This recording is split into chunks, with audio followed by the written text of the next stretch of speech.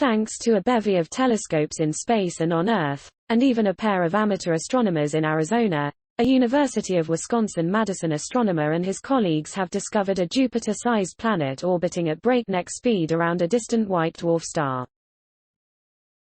The system, about 80 light-years away, violates all common conventions about stars and planets.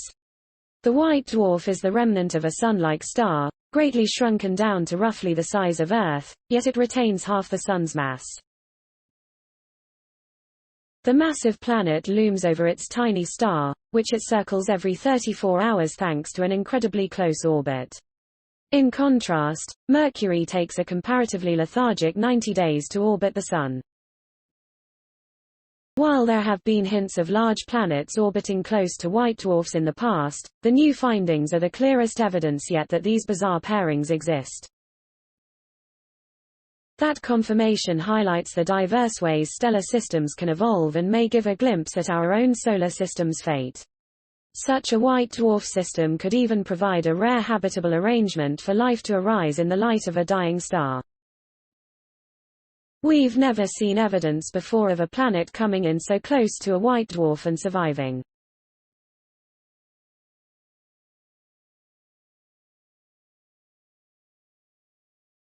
It's a pleasant surprise, says lead researcher Andrew Vanderberg, who recently joined the UW-Madison astronomy department as an assistant professor.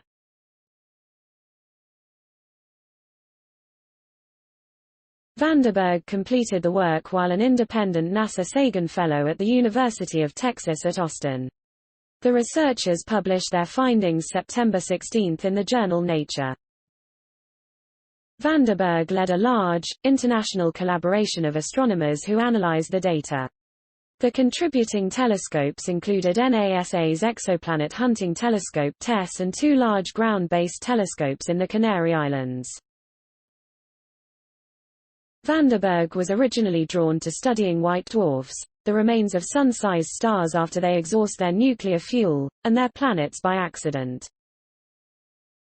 While in graduate school, he was reviewing data from TESS' predecessor, the Kepler Space Telescope, and noticed a white dwarf with a cloud of debris around it.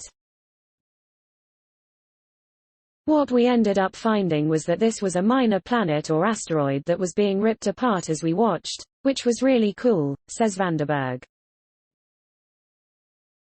The planet had been destroyed by the star's gravity after its transition to a white dwarf caused the planet's orbit to fall in toward the star.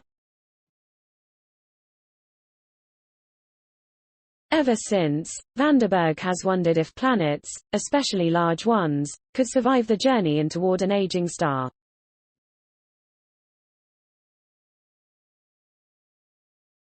By scanning data for thousands of white dwarf systems collected by TESS, the researchers spotted a star whose brightness dimmed by half about every 1.5 days, a sign that something big was passing in front of the star on a tight, lightning-fast orbit.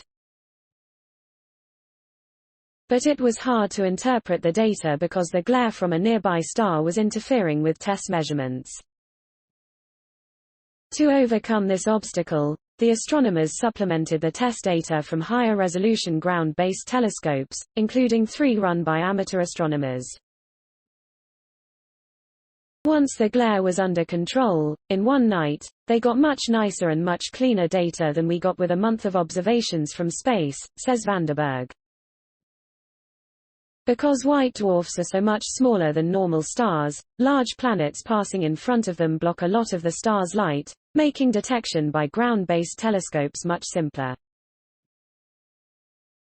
The data revealed that a planet roughly the size of Jupiter, perhaps a little larger, was orbiting very close to its star. Vanderberg's team believes the gas giant started off much farther from the star and moved into its current orbit after the star evolved into a white dwarf.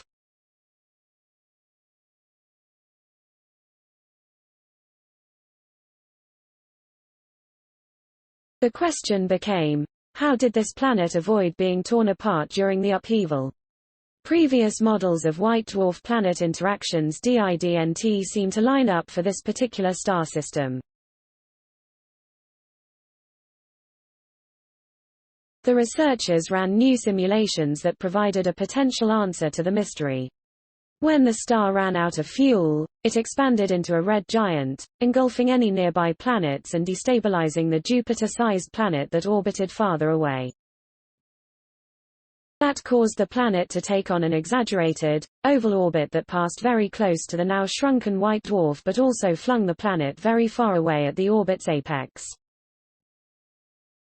Over eons, the gravitational interaction between the white dwarf and its planet slowly dispersed energy, ultimately guiding the planet into a tight, circular orbit that takes just 1.5 days to complete.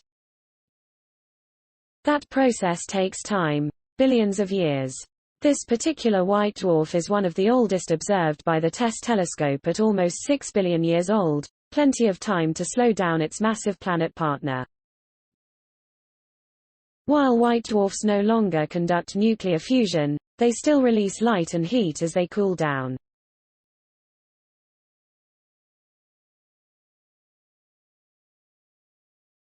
It's possible that a planet close enough to such a dying star would find itself in the habitable zone, the region near a star where liquid water can exist, presumed to be required for life to arise and survive.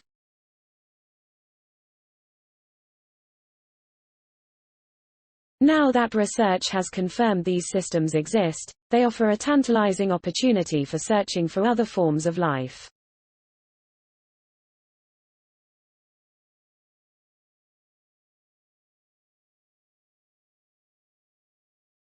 The unique structure of white dwarf planet systems provides an ideal opportunity to study the chemical signatures of orbiting planets' atmospheres, a potential way to search for signs of life from afar. I think the most exciting part of this work is what it means for both habitability in general. Can there be hospitable regions in these dead solar systems, and also our ability to find evidence of that habitability, says Vanderberg. This work was supported in part by the National Science Foundation, including Grant AST 1824644, and by NASA, including grants RSA 1610091, RSA 1006130, 80NSSC 19K1727 and 80NSSC 19K0388. This work was performed in part under contract with the California Institute of Technology Jet Propulsion Laboratory funded by NASA through the Sagan Fellowship Program executed by the NASA Exoplanet Science Institute. Please support my channel to grow by pressing subscribe button and the bell icon. We will notify you technological news. Thank you.